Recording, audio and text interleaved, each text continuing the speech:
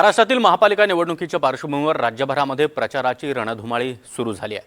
वातावरणही तापलंय। राज्यामध्ये सत्तेत सहभागी असलेल्या भाजप आणि राष्ट्रवादीमध्ये सध्या वाद सुरू असल्याचं दिसून येत आहे। पिंपरी चिंचवडमध्ये घेतलेल्या एका पत्रकार परिषदेमध्ये बोलताना उपमुख्यमंत्री आणि राष्ट्रवादीचे सर्वेसर्वा अजित पवार यांनी भाजपवर हल्लाबोल केलाय। नेमकं अजित पवार काय म्हणाले पाहूया। फार लुबाडणूक अशी लुबाडणूक कधी कुठे बघितली नव्हती।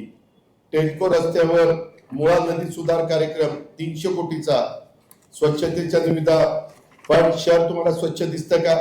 धूळ आणि कचरा त्या ठिकाणी दिसतो। पालिकेच्या कारभारात पारदर्शकतेचा पूर्णपणे अभाव आहे। राज्यातील कोणाचाही वचक राहिलेला नाहीये।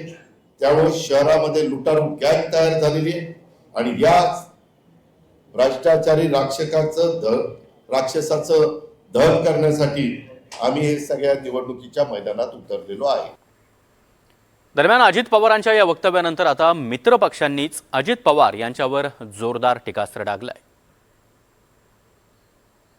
या ठिकाणी या पुण्यामध्ये प्रत्येकाचं स्मारक हे तयार करण्याचं काम आपण करतो आहोत आणि मला हा विश्वास आहे की येत्या काळामध्ये हे पुणे देशातले एक प्रमुख शहर म्हणून या ठिकाणी आपल्याला पाहायला मिळेल।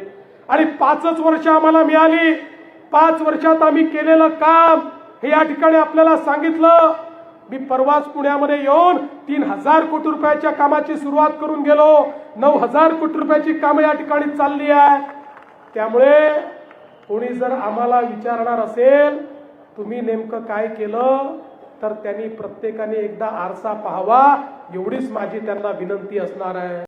ज्या पद्धतीने आरोप केले अजितदादांना मी काही सूचना देईल किंवा त्यांना काही सांगेल एवढा मोठा मी नाही, पण आमच्या महायुतीच्या समन्वय समितीत ज्या समितीत मी स्वतः आहे त्या समितीत हे ठरलं होतं की मित्र पक्षामध्ये लढताना मैत्रीपूर्ण लढताना कोणत्याही पद्धतीची टीका टिप्पणी कुठल्याही प्रकारचे मनभेद होणार नाही याची काळजी आम्ही समन्वय समितीमध्ये घेतली आहे।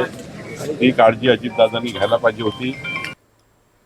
आणि या बातमीपत्रामध्ये वेळ झाली इथेच थांबण्याची। मात्र पुढच्या बातमीपत्रामध्ये महापालिका निवडणुकी संदर्भातले आणि राज्यभरामध्ये रंगलेल्या राजकारणासंदर्भातले अनेक खास रिपोर्ट्स आपल्याला पाहायचे आहेत। मात्र तत्पूर्वी एक नजर टाकूया हेडलाईन्स।